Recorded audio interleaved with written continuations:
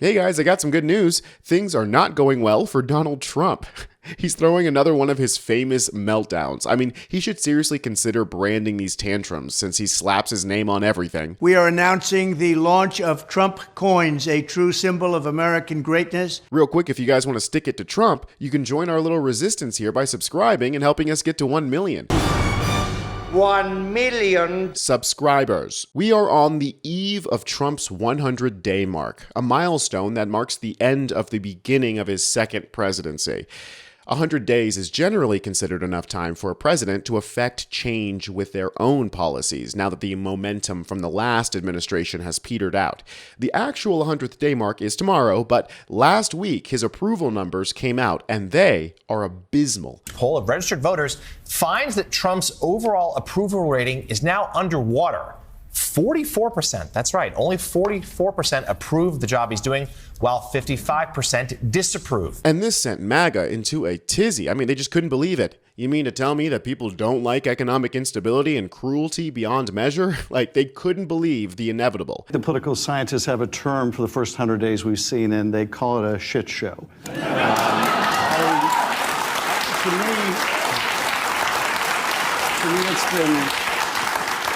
it's been characterized by economic self-destruction. I don't think that's what anybody voted for in the form of these on-again, off-again tariffs, the on-again, off-again threats to unseat Jerome Powell and more, and corruption, the presidential meme coin and the self-dealing.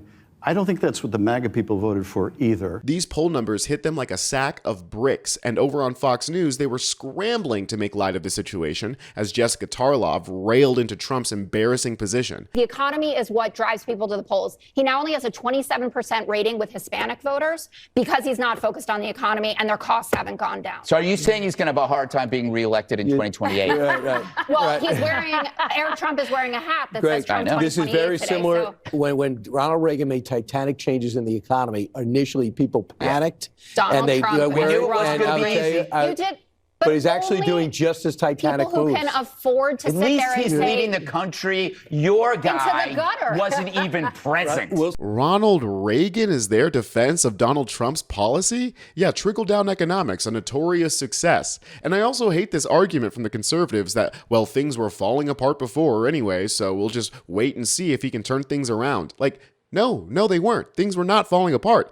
They liked to pretend that things were so much better under Trump's first term and Biden had the whole country on the brink of collapse. But in reality, Biden brought inflation back under control. Job numbers were good. The stock market was steadily increasing.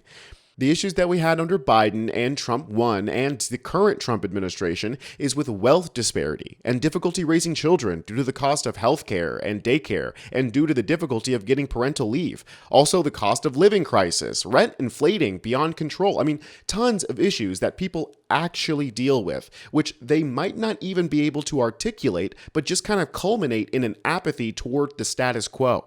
Trump's henchmen are trying to say that, well, you were unhappy under Biden, so whatever damage Trump does would have been inevitable. They're okay with burning down the whole thing because good wasn't good enough. I don't think this is a winning strategy, and if these approval ratings are anything to go off of, I'm probably right. If you look at our new Fox News poll at 100 days job approval compared to other presidents, there you see the president at 44%. And you see his first term at 45% at this mark, the 100-day mark. I'll never get over the sadness in Brett Bayer's eyes as he has to report on this poll. I mean, if even Fox News is reporting these numbers, it probably means that they're correct. I mean, you know those demons would do anything possible to twist the numbers around to benefit Trump. And of course, Trump freaked out when he saw this from his precious Fox News. He took to Truth Social, or as I call it, Poop Social, to rant. Great pollster John McLaughlin, one of the most highly respected in the industry, has just stated that the failing New York Times poll and the ABC Washington Post poll about a person named Donald J. Trump, me, are fake polls from fake news organizations. The New York Times has only 37% Trump 2024 voters, and the ABC Washington Post poll has only 34% Trump voters. Unheard of numbers unless looking for a negative result, which they are. These people should be investigated for election fraud. And add in the Fox News pollsters. Ouch. They are negative criminals who apologize to their subscribers and readers after I win elections big, much bigger than their polls showed I would win. I lose a lot of credibility and then go on cheating and lying for the next cycle, only worse. They suffer from Trump derangement syndrome, and there is nothing that anyone or anything can do about it. Almost only write negative stories about me no matter how well I'm doing, 99.9% at the border, best numbers ever, and are truly the enemy of the people. I wish them well, but will continue to fight. Make America great again. This was posted at 4 a.m. this morning. He is absolutely losing his mind. I love the phrase negative criminals, like it's automatically a crime to say something negative about Donald Trump. Gee willikers, it sure smells like dictator in here. He actually thinks that if he whines and cries hard enough, then the mean pollsters are going to go away, and he can go back to being the naked emperor. He's coping and seething in a state of denial, and that energy is being passed off to his underlings. Gunther Eagleman, one of the top conservative influencers right now, he was one of the guys that was at the White House for the whole binder of Epstein files fiasco. He said this: "The fake news is lying. In my 50 years of life, I have never been called to take a poll. Have you?" He's seriously saying, well, they never asked me, so the poll has to be fake.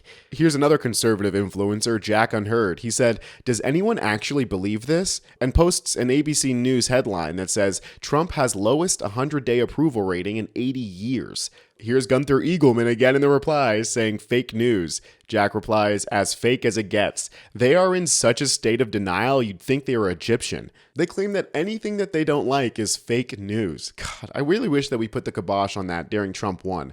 I've said it before and I'll say it again, that the minute that we let him get away with fake news was the minute that the country started to tailspin. Speaking of tailspin, let's get back to his early morning rant. He continued, again at 4:30 in the morning, "We don't have a free and fair press in this country anymore. We have a press that writes bad stories and cheats big on polls. It is compromised and corrupt. Sad." Of course, he had to hit it with his classic sad exclamation point. It doesn't seem like he's too thrilled about these new polls. The truth is hitting him in the face like a spray tan, and in classic Trump fashion, he's going to do everything in his power to fudge these numbers.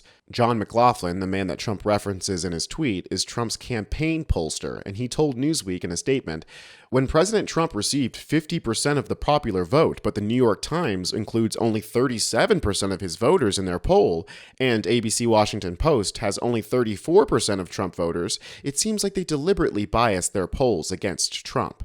Yeah, buddy, it's almost like implementing horribly unpopular policy even after winning the popular vote is going to make you less popular. I'd say these people need to be sent back to elementary school, but given the Republicans' track record with children, I think it's best they're sent straight to the mines instead.